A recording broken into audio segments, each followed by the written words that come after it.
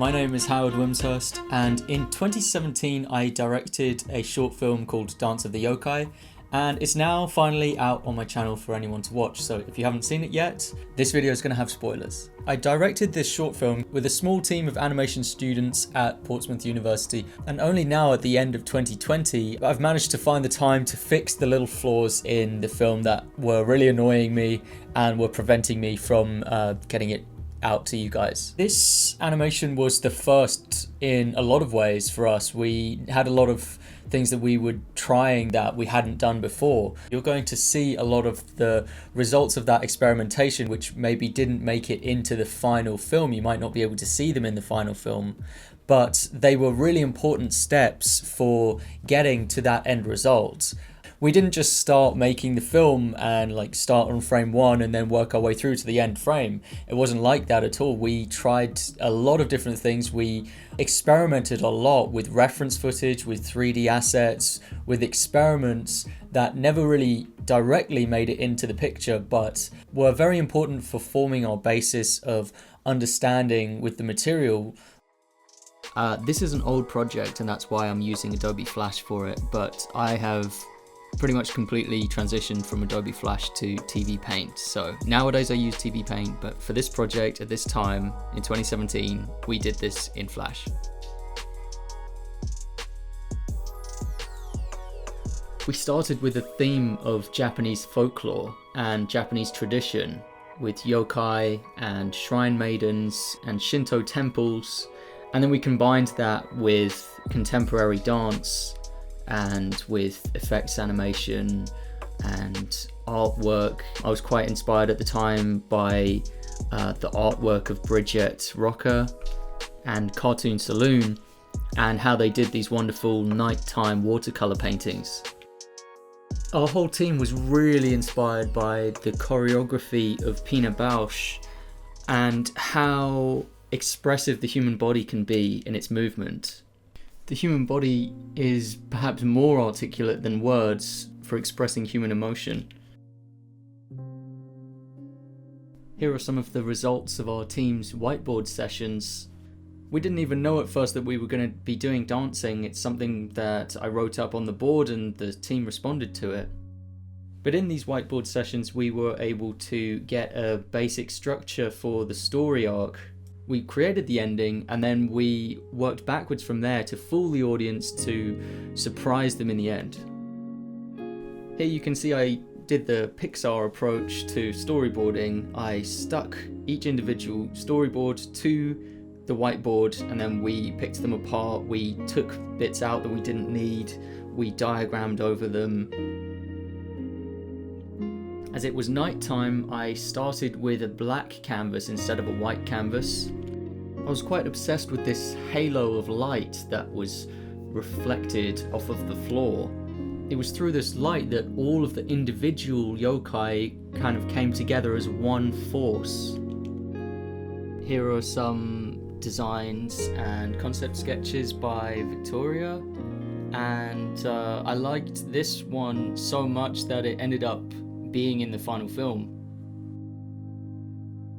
Once again, I gave the characters masks. I find masks to be an incredible narrative device because it can be like your characters are hiding something from each other. And then in the end, when the masks are taken off, that's when the true situation, the true character is revealed.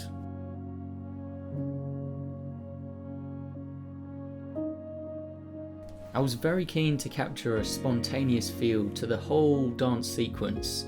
So when I was storyboarding, I allowed myself to follow whatever urge I had to draw and to not judge it then and there on the spot. Later on, I would eliminate certain storyboards based on what we were practically able to do and other factors, but in the drawing process itself, I allowed myself to draw whatever I wanted. This meant that the sequence was very much formed and refined in the editing stage, a lot like a live action film. This first clip was a study of Maddie Ziegler, famous dancer, and then I did a few others past there, just very rough things, but some of them I ended up cleaning up and putting into the film because I just liked that spontaneous feel to them. In the pre-production stage, I did numerous drawings to grasp the material of the yokai. How would it interact if you touched it? Would it subdivide and disperse upon impact? At one point, I considered giving it a streak, like a sparkler.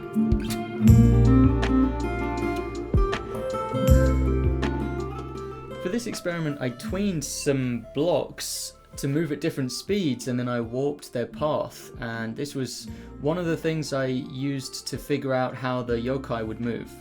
These two sketches show my thought process with the Shrine Maiden bursting out of this orb of light, and then that ended up being her entrance into the film. I'm going to come here tomorrow. And the day after. These two drawings are where I first got the idea of all of the yokai coming together into this big column that goes into the sky, and that ended up being a shot in the film. In order to get new ideas for compositions, I constructed a very rudimentary set in Autodesk Maya for the environment, and then I moved a virtual camera around that environment to find interesting compositions. Early on in the development, our team was discussing merging 3D environments with 2D animation. So we did this 3D test for that. Max created this 3D environment with a 3D camera movement, and then I drew over the top of it and color graded it to look like nighttime. But when I animated this shot, I demonstrated that you don't really need to do 3D for most of these shots. You can actually fake a 3D camera movement just by tweening, and so I didn't want to make the pipeline needlessly complex by using 3D environments where they weren't needed. There are two main approaches to animation production with a team of this size. There's a layer system, and this is where one artist handles a single aspect of production, such as backgrounds, layout, animation, or rendering. And there's the block system, where the storyboard is divided up shot by shot and is given out to different animators for them to handle all aspects of that shot. The layer system is better for maintaining a consistent look throughout the film, and the block system is better for showcasing the individual artist's expression. And the block system is a bit easier with production because you don't need to do as much file sharing.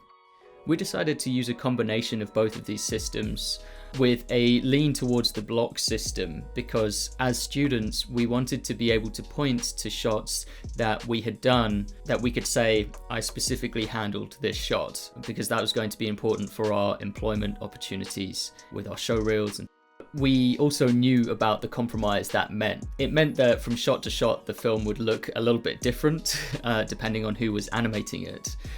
I don't really mind that as long as it's consistent enough to not break you out of the story if you're a viewer. If it's too noticeable, then it can really bring you out of the story. But if it's just consistent enough in its style to hold it together, then I think it's okay to use the block system. Here I experimented by using a 3D model in a free 3D posing software. I believe it was Poser that I used. I was aiming to get some poses that would be difficult to draw with foreshortening, poses that used depth and foreshortening and were difficult to draw. I was then able to use these as a drawing reference for myself.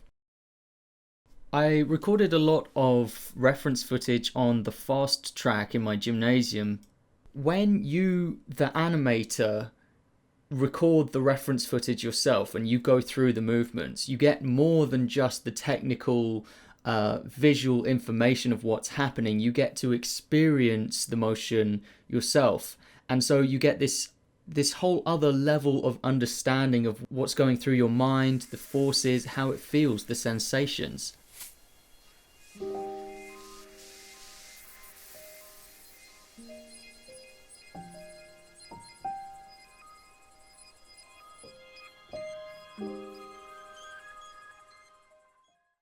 The part where there's no buildings and stuff. What? How? I'm sorry. I'd thank all of my teammates for working with me on this. It was It's really fun. I think it's some of the fondest memories I've had from my time at Portsmouth University. The links to their work is in the description below. You can go and check them out. And thank you to my wonderful professors at Portsmouth as well for the guidance. And yeah, I will see you in the next video. Goodbye.